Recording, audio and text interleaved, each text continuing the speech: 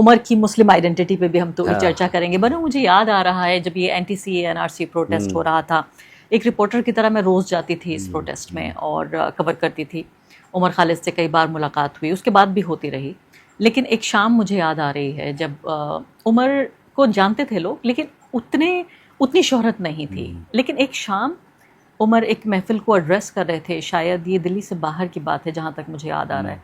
तो उन्होंने कहा कि सब लोग अपने मोबाइल फ़ोन की टॉर्च जलाइए।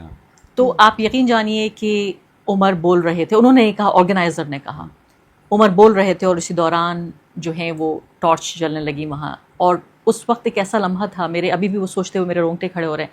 मुझे लगता था अ स्टार इज़ बॉर्न, क्योंकि जो जोश और जुनून, और कोई भी पॉलिटिशियन नहीं थे उमर, फिल्म स्टार नहीं थे उमर, बड़े कारोबारी नहीं थे उमर सिर्फ एक स्टूडेंट एक्टिविस्ट थे। और उस व्यक्ति का एक नेशनल स्केल पर इतनी अपील होना, मेरी नज़र में ये सबसे बड़ी वजह है कि क्यों उमर को अभी तक बेल नहीं मिल रही है। क्योंकि उनको लगता है कि इतने कैरिज्मा के साथ जब ये व्यक्ति बाहर था और जब ये निकलेगा, और ख़ासकर इसको जिस तरह जैसा कद बन गया है, ये ख़तरनाक होगा इस सरकार के लिए। आप सहमत हैं मेरी बात से? हाँ, मतलब काफ़ी सहमत हूँ। मतलब वो तो एक, मतलब वो मूवमेंट का ही ब्यूटी एक तरीके से था। मतलब जिस तरीके से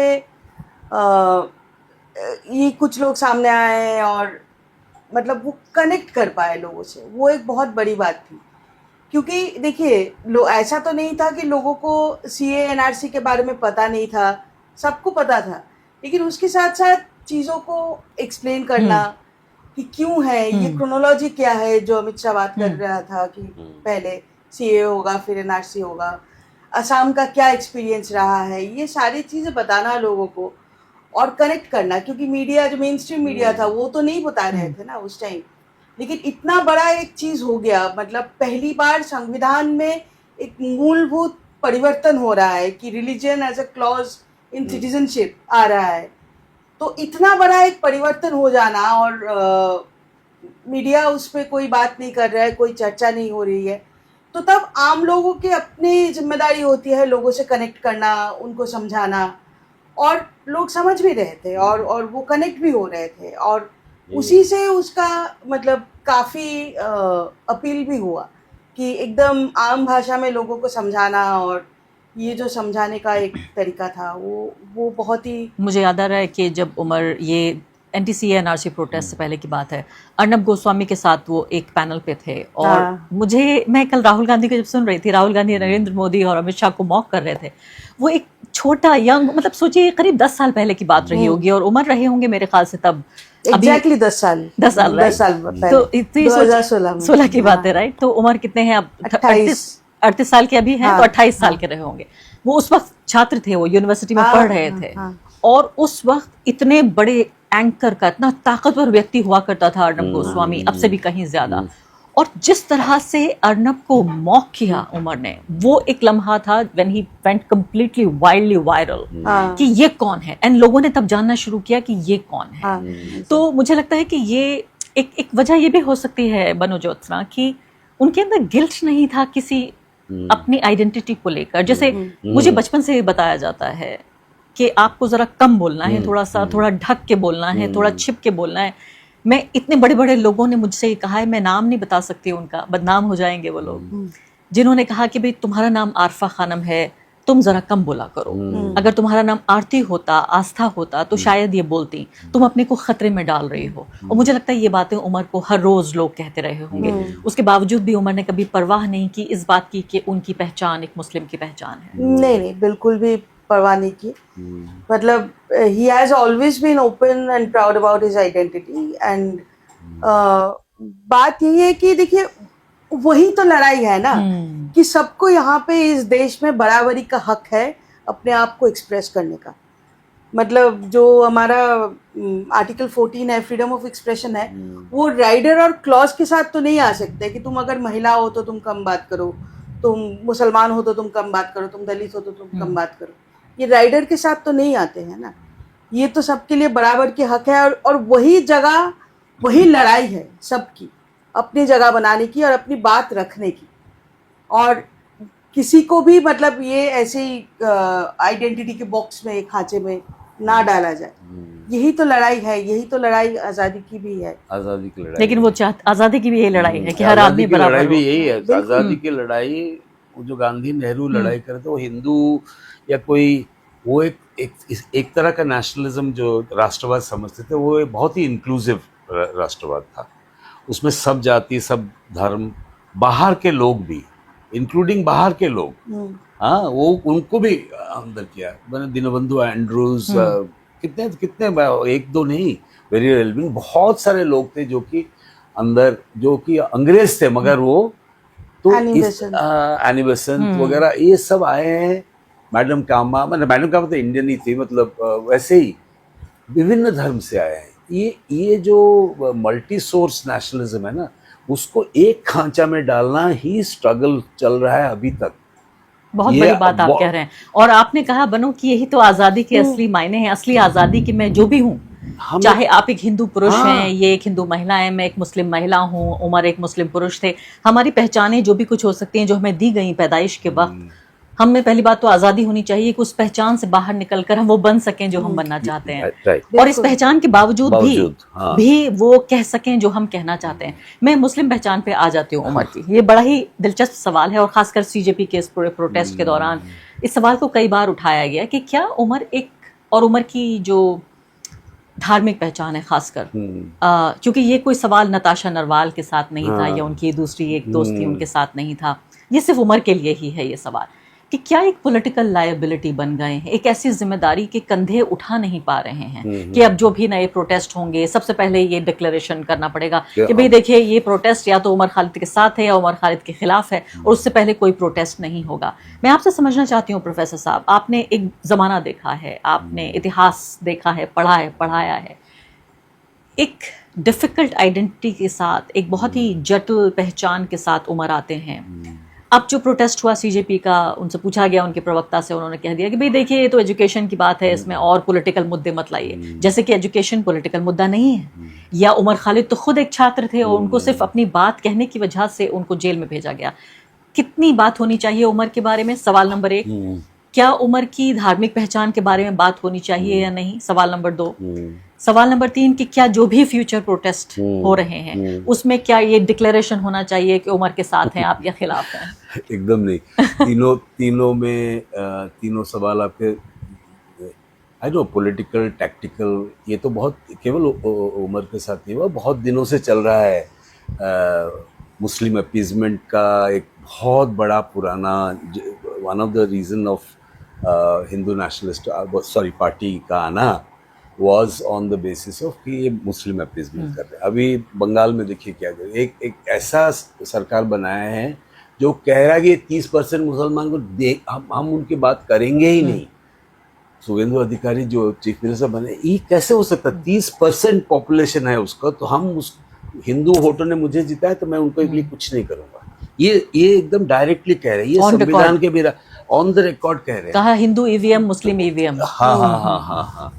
तो ये सारे परिप्रेक्ष्य में देखिए तो हमें तो कहना चाहिए इसको और भी ज़्यादा लिंक करना चाहिए।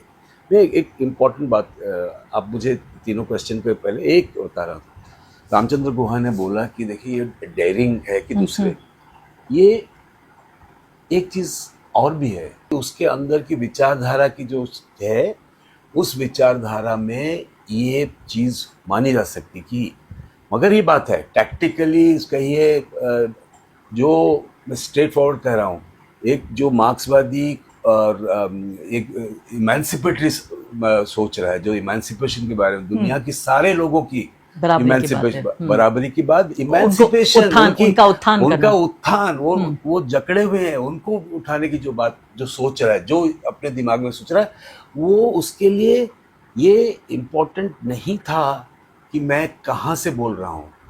उससे वो प्राउड था, जैसे कह रही है, he was proud of being a Muslim, but he knew that in my ideologies, my ideas, and बहुत सारे दुनिया के लोगों में ये इम्पोर्टेंट नहीं, मैं ज्यू हूँ कि मुसलमान हूँ कि वो इम्पोर्टेंट नहीं है। मैं सबके उत्थान के लिए काम करूंगा, सबके उत्थान के ये उमर की आइडियोलॉजी भी आप कह रहे हैं। इसी आइडियोलॉजी के दम पर वो खड़ा है। और मैं कह रहा हूँ सही बात है, मुसलमान है इसीलिए उसको उसको हुआ, ये सही बात है। अगर कोई होगा वो विचारधारा दूसरे लोगों का होगा, मगर इतना उसको नहीं तड़ पाते जिससे यानी उमर नहीं, अगर अमर होता तो हो सकता है हाँ, इतना परेशान नहीं हाँ, करता। मेरे दोस्त अमर फारूकी, उसको मैंने देखा हो, उसको बोल रहे आप तुम अमर हो कि अमर हो, हाँ तुम क्या हो। मैं देखा हूँ लोग, अगर ये अगर नहीं समझेंगे हम, मुझे लगता है ये आप जो क्वेश्चन में जो अभी क्या है, ठीक है, अभी हमारे देश में माहौल बदल रहा है। हो सकता है जो कल लायबिलिटी था वो आज एसेट बन सकता है, वो बना है।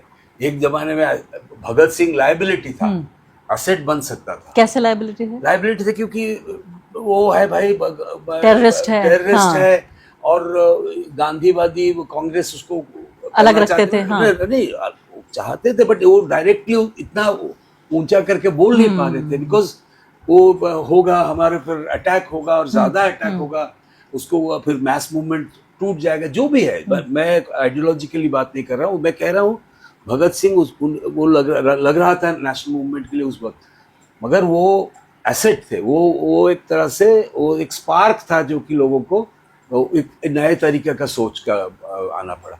अब बहुत हुआ उस वक्त, बहुत हुआ, और इस तरह से उमर का रहना जेल में, उमर का भगत सिंह को देखिए, उसका सिख आइडेंटिटी इम्पोर्टेंट था क्या? वो इम्पोर्टेंट नहीं था उसके लिए, मगर उसको अभी तो बिना ये के वो जैसे चंद्रशेखर आजाद को वो ब्राह्मण था और जनेऊ पहन के बैठा, बट वो तो अलग विचारधारा अलग था ना। तब वो आप आज उसको कहोगे तो वो तो ब्राह्मण था, ब्राह्मणवादी, वो ब्राह्मणवादी नहीं था भाई। वो जो भी जहां से है, हम मेरा ये कहना है कि Muslim identity of Umar can be thought by some people as liability. Just like Rahul Gandhi को भी लोग लायबिलिटी समझते थे कि राहुल गांधी को आता तो गांधी परिवार, हाँ, यस, हाँ। वही मैंने बहुत लोग देखो, मगर थिंग्स चेंज। हिस्ट्री का यही है लेसन, पॉलिटिक्स का, हिस्ट्री से ज्यादा पॉलिटिक्स का ये लेसन है। तो फिर उमर की मुस्लिम आइडेंटिटी के बारे में बात की जाए या नहीं की जाए? किया जाए, किया जाए, और कहा जाए कि वो मुस्लिम आइडेंटिटी के कारण उसको सिंबॉलिकली ज्यादा क्या है वो दमन किया जाए। लेकिन बनो ये बताइए कि मुस्लिम आइडेंटिटी की वजह से तो मार पड़ रही है उमर के ऊपर। जैसे हमने कहा कि अगर उमर नहीं अमर होता तो शायद हो सकता है जेल जाता, लेकिन इतनी बुरी तरह जो आपने कहा इतना जुल्म नहीं होता उसके ऊपर, तो फिर भी हम बार बार उमर की मुस्लिम आइडेंटिटी पे क्यों बात करें? ताकि आने वाले दिनों में ऐसा ना हो। ये अगर बदलना है, ये हालात को अगर बदलना है, तो हमको ये एक्नॉलेज करना पड़ेगा कि एक इंसान, इसके मुसलमान आइडेंटिटी के कारण इसके ऊपर दमन हो रहा है। ये बात को हम भुला नहीं सकते हैं, नजरअंदाज नहीं कर सकते हैं। इसको बार बार बोल के इसका विरोध करना पड़ेगा। इस चीज का, मुसलमानों के ऊपर जो अटैक हो रहा है उसके बारे में बात करना पड़ेगा, तभी हम उसका विरोध कर पाएंगे, तभी हम उसको खत्म कर पाएंगे, तभी हम बराबरी की तरफ बढ़ पाएंगे इस देश में। किसी चीज को व्हाइट वॉश करके उसको हटा देना या उसके बारे में बात नहीं करने से इट डजंट हेल्प। यानी दमन के डर से डरना नहीं है। हाँ, ये कह रही हैं आप? दमन, देखिए दमन का डर तो है, दमन डर है, मगर यू कैन डिफर और व्हाटएवर। कांवड़िया जब अटैक कर रहे हैं, लोगों को मार दे रहे हैं, उसका कुछ नहीं है। अगर एक छोटा सा पत्थर इधर से गया, बाई चांस मैं कह रहा हूँ, देखिए एक मूवमेंट, वो आइडेंटिटी मूवमेंट क्या है, उसको वो लोग कभी नहीं दबाएंगे। मगर एक अगर छात्रों का मूवमेंट है जो कि आइडेंटिटी पे बेस्ड नहीं है, जो कि ये है, उसमें से एक छोटा सा वायलेंस होगा तो उसको दमन का प्रक्रिया में डाल दो, है ना। तो देख रहे हैं किस तरह से इवन दमन का भी दोहरा मुख हो रहा है। बिल्कुल, हाँ, कितना राजनीति को कितनी सुविधा है उसके हिसाब से। अगर आइडेंटिटी है तो आपको थोड़ा सोचेंगे। अभी जैसे अंबेडकर के नाम से बहुत डर रहे हैं वो लोग। अंबेडकर का वो अंबेडकर के खिलाफ वो नहीं बोल सकते डायरेक्टली। ये देखिए, ये एक दिन था जमाने, मतलब अरुण शौरी ने खुद लिखा था अंबेडकर को, बहुत ही ये करके लिखे थे। उसके पहले आरएसएस की तो बहुत ही पुराना ये था अंबेडकर के खिलाफ, बहुत ज्यादा था उनको, वो पाकिस्तान का सपोर्टर है करके बहुत ज्यादा था, और specially because of annihilation of caste, ये तो मतलब उनकी। बट अब देखिए वो बोल नहीं पा रहे, ये एक तरह से मूवमेंट के कारण और विचारधारा के कारण, ये दोनों चीज, जो चीज लायबिलिटी था उसको एसेट बना सकते हैं। तो हम, मुझे लग रहा है अभी मौसम बदल गया है, बहुत बदल रहा है, और उमर का ये कहना जरूरी है कि उमर को मुसलमान बना के आपने ये किया है। ये केवल उमर को मुसलमान है, मगर मैं अगर समझा सकूं कि मैं तो हिंदू नहीं हूं, मगर कोई हिंदू है, अगर वो कह सके, जैसे गांधी भी कह सकते थे कि उस पे जो हो रहा है वो मेरे पे है, ये जब आ जाएगा, होगा, उसको करना जरूरी है। तो एक सारे लोगों में कि एक वहाँ उसको तुमने थप्पड़ मारा, वो मेरे ऊपर थप्पड़ बंगाली, अभी तो एक बंगाली व्यक्ति है, कोलकाता में तो घटना हुई है जिसमें उसकी दाढ़ी देख के पूछा कि क्या तुम मुसलमान हो, तो उसने कहा अगर हाँ होता तो क्या, या उसने जवाब नहीं दिया कि मैं मुसलमान नहीं हूँ, फिर उसकी बहुत पिटाई हुई। तो आखिरी दो सवाल आप दोनों से पूछना चाहती हूँ मैं यहाँ पर।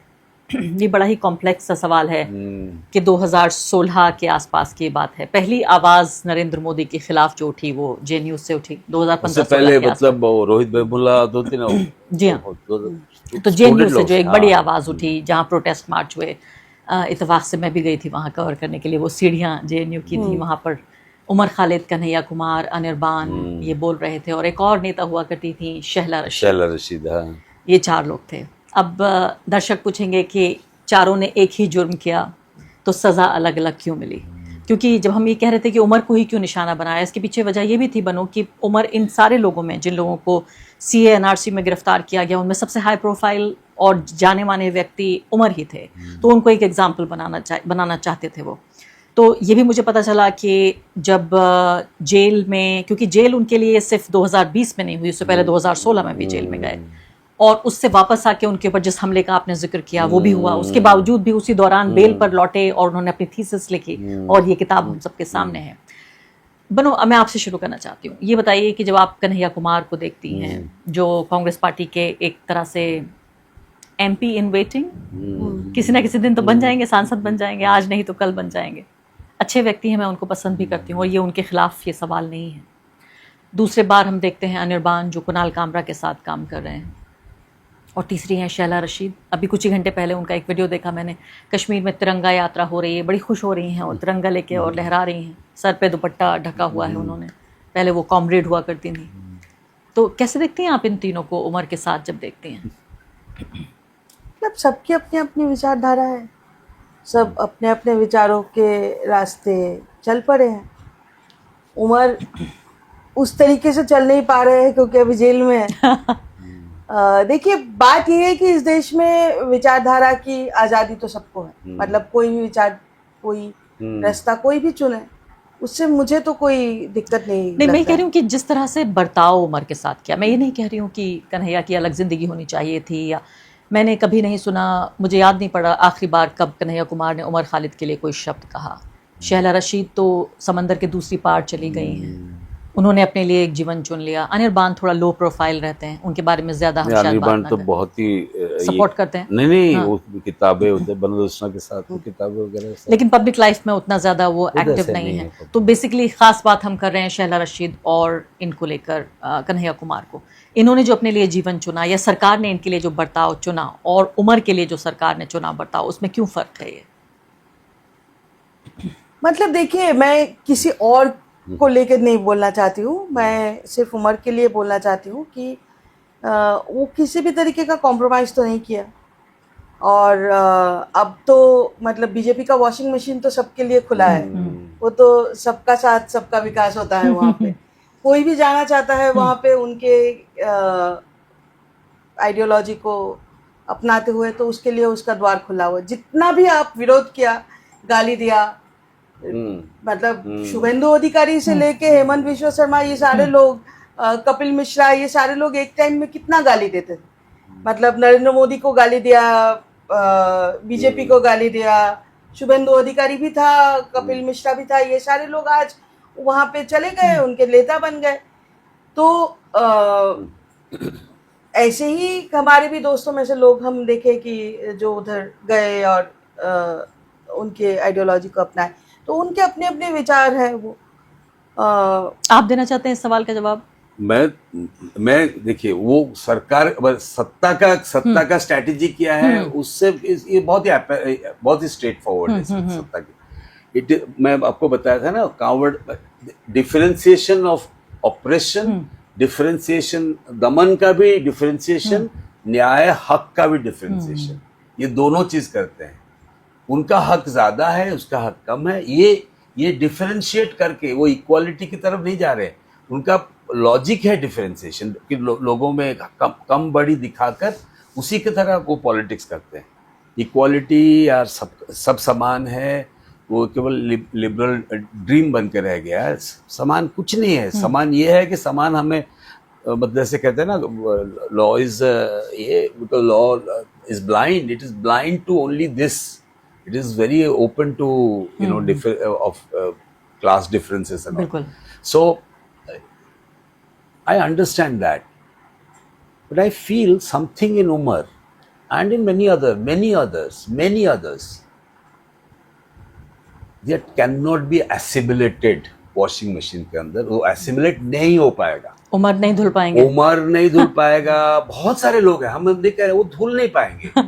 वो एक मैं कह रहा हूँ, वो नहीं चाहता है, वो चाहे भी वो जिस तरह से उनको इनकॉर्पोरेट, वो नहीं, unassimilable thorn in the soul of this system वो रहेगा। एक ऐसा कांटा जो उनके हलक में चुभता रहेगा। कभी उसको वो लोग नॉर्मलाइज, इसीलिए मैं वर्ड नॉर्मलाइज को खिलाफ था कि मैं समझता हूँ लड़की का वो मैं कैसे बात करूँ नॉर्मलाइजेशन का। मैं मुझे लगता है कि कुछ होते हैं, कुछ विचारधारा है जिसको नहीं किया जा सकता है। उसको आप ये पूंजीवादी सत्ता के और उसकी जो क्योंकि मैं समझ रही हूँ आप दोनों के लिए ये अनकंफर्टेबल सवाल है, लेकिन शहला रशीद का वो साइट जब वो तिरंगा उठा के चल रही हैं, वो व्यक्ति जब आर्टिकल 370 हटाया गया था तो वो बाकायदा ट्वीट कर रही थी कि आर्मी की ने कितने जुल्म ढाए हैं। वो लड़की जो मानी जाती थी कि इतनी बड़ी रिवोल्यूशनरी है कश्मीरी होने के बावजूद, कश्मीर की आज़ादी और तमाम तरह की बातों पे बात करती थी, और कैसे सुविधा के साथ सब कुछ जिस वॉशिंग मशीन का आप जिक्र कर रही हैं, ये एक कॉम्प्लेक्स सवाल है। मुझे लगता है आप पर्सनली शायद उस पर कमेंट नहीं करना चाहती हैं।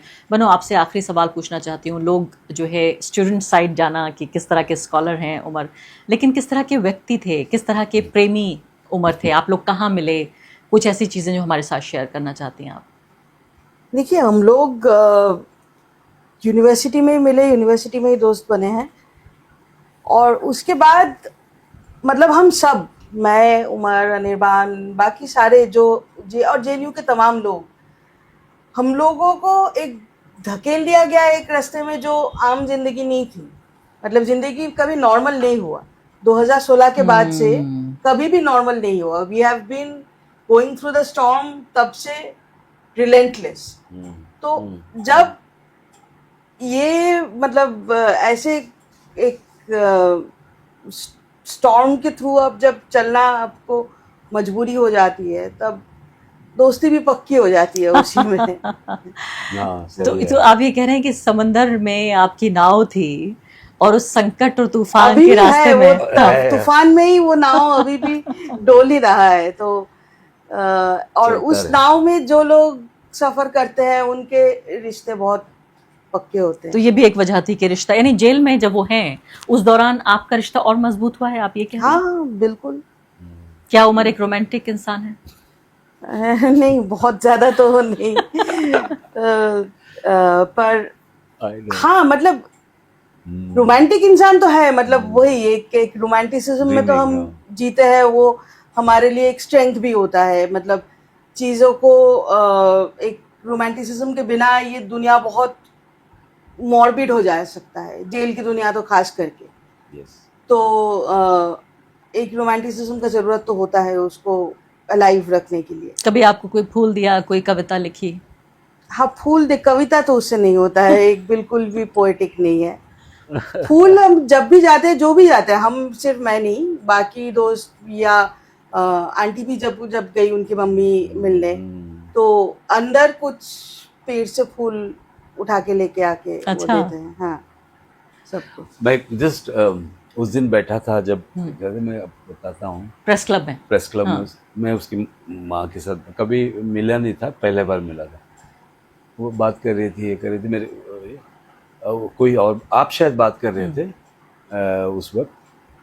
सडनली मेरे को बोल, देखो वो लड़का चश्मा पहना, मुझे लगा उमर है। मुझे उन्होंने ऐसे बोला ना, मुझे सच में मैं देखने लगे कि वाकई कहीं उम्र है। ऐसा कहीं चमत्कार तो नहीं है कि हाँ। सचमुच आ गया उमर। उन्होंने बोला मुझे लगा ये उम्र है। इसी क्या कहें, एक नया समाज, एक नया दुनिया को सोचने के लिए ना बहुत मुश्किल होता है, बहुत मुश्किल होता है अगर आप अगर स्वप्न ना देखें, आप अगर ड्रीम ना करें उस ड्रीम को, जो कि समटाइम्स ये रियलिटी के साथ नहीं है। रियलिटी के साथ आप अब रियलिटी में जब ज्यादा फंसते हैं ना, तो आप शेला रसीद बन जाते हैं। तो आप कहेंगे भाई यही है, ये प्रैक्टिकल है, ये हम करेंगे बहुत सारे तरीके से, कि हमने आइडिया नहीं दिया मगर हम ये कर रहे हैं। मतलब मैं जान बचा लूंगी अपना, मैं करियर बना लूंगी। Uncompromising relation with reality, uncompromising relation with reality can be possible only if you can dream.